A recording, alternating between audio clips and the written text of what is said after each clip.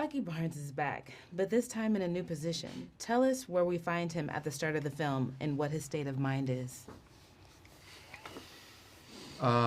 His state of mind is questionable, as always. It is sort of a passive-aggressive, dormant state of mind. The suit feels uncomfortable. Maybe subconsciously he's growing his hair out, hoping someone will object. Basically, he's just trying to get someone to, pay attention. And I'm not sure he knows how to do it very well as a congressman, but he is trying to use it in a way to keep an eye on Valentina and what she's up to, because he's got a real big suspicion about her. Wyatt, where is John Walker now, and how is he faring after the events in The Falcon and the Winter Soldier? John Walker's been in some undisclosed location for months, presumably murdering people, right? Because he can do that now. Works for Val. And you find him in a precarious situation with three other of our lovely castmates and Thunderbolts, soon to be. And they have to figure out how to get out of this situation that they're in, and by doing this, they become more fully realized versions of themselves and incredible teammates on the most incredible team that the MCU has ever seen. Right? What about Bob? Besides Marvel's signature action, there's a lot of humor in the film despite its darker tone. As an actor, how important was it to you to have moments of levity in the story? Very. When a movie takes itself too seriously, it can really be not fun. And part of the experience of being in a Marvel movie is like, let's have some fun. That's part of the experience. Is like, I'm going away from my home to have this 2-hour experience where I'm going to laugh and cry and feel all the emotions. And humor is an important part of our daily life to keep you feeling fresh and excited. So to me, it's very important. Humor, definitely, of course, but also I think it's getting the audience to invest and to care about these people and these people together. And I think it's really interesting because I really do feel like everybody was a good fit. I mean, even on and off screen. Mm-hmm. And just personality-wise and mindset. And I think if you understand what these characters are trying to learn from or get through, then I think you're invested and you want to see them succeed. Mm-hmm. The practical sets were big builds. Which one was your favorite and why? New York streets. I think the streets at the end of the third act, that was pretty epic. The fact that we were actually There's driving. Just the moments where you're like, you know those moments where you're like, you kind of can't see the end of the set or whatever, and you just peek out a doorway and you're like, I'm in New York right now. Like, it's incredible what they can do with building sets. And then my shock is always like, they're gonna take this down.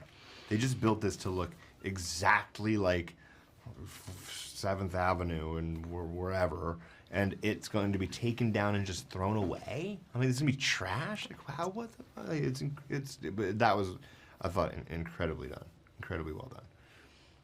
Yeah, no, well, it's amazing. Also, it's just the fact that it's just so much more interesting when people build something than when you see it on a computer screen. It just always, and especially if you're there and you've got stuff to really react to, and I think it changes everything. But it changes the work environment, which is why I feel like we have to keep the practical aspect of it. Like everybody, the crew, the extras, like all those people kind of.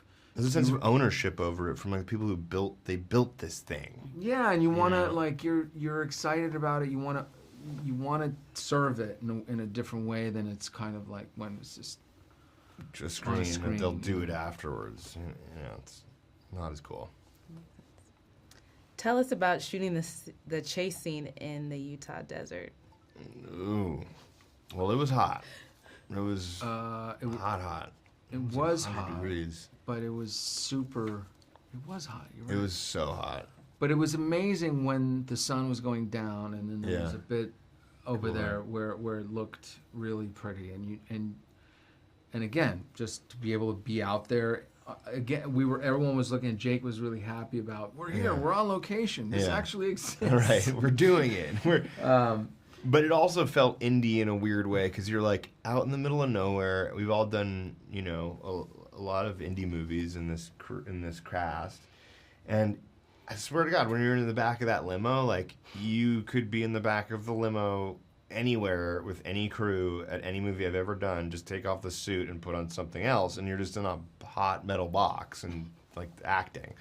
And that was what was so I love. You know, you can't fake that. You know, it's nothing. It wasn't a process trailer. It was a process trailer for some of it. What am I trying to say? It wasn't the screen, the volumes that they use now that are like, you know, they're great, but they're not the real thing. And Sebastian's the elements that you had of riding the motorbike and flipping all of those cars flipping, those were real. Like Shane was driving the car when it flipped and flipped 80 times, and like all those are real things happening. Yeah, cool. I think, and I also just think audiences can tell that. They tell the difference. Yeah. For sure. What was it like working with the director, Jake Schreier? Jake is very dry, but very funny and cautiously optimistic, I would say. Cautiously optimistic is good. But he had like a really good handle on what this is, I guess, what this movie is, what the tone is, and what makes this movie, how is it funny and different than something like Guardians of the Galaxy, or how is it as real as something like Captain America: Winter Soldier, and he found its own thing. Nothing's too much, or everything's just enough. He had a very specific vision of what he wanted to make in terms of emotionally, and it wasn't always like, you know, he came at it from, this is not perfect. And anytime I've ever done a movie, no matter what the movie was or show was, which is, this isn't perfect yet, but we're gonna make it as good as we can, and not like, I'm amazing, I'm really good, and I know what I'm doing, and so if you don't do it this way, it's not gonna work. If you come at it that way, I'm always like, oh God. But if it's like that, it's always been a wonderful experience, and Jake is inherently that way. I think everybody had this feeling of like, oh my God, I think he's actually listening. Where like a lot of times you'll hear a director listen and you're like, I don't know if they heard anything I just said, and then the changes don't happen, and you're like, oh, okay, whatever. Jake listens, he hears you. We were rehearsing and debating and coming up with that last scene until the day we did it, and it still wasn't perfect, you know.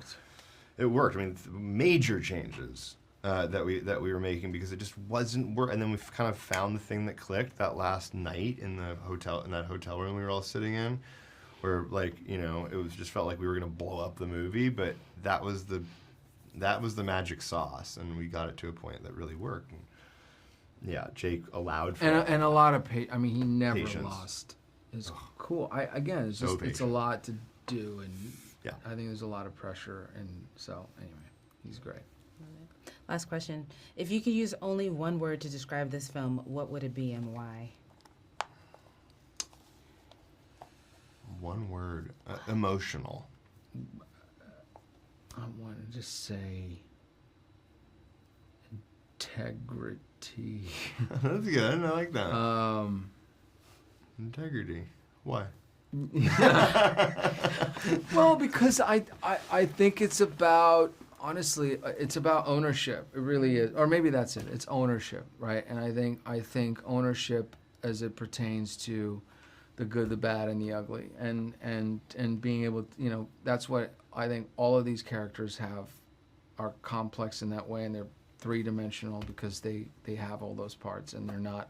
And I love that the movie is not trying to make any one of them more heroic than they've earned it for them to be, and it's not running away from showing how flawed they are, and I think that's one thing that will always separate this movie from the rest.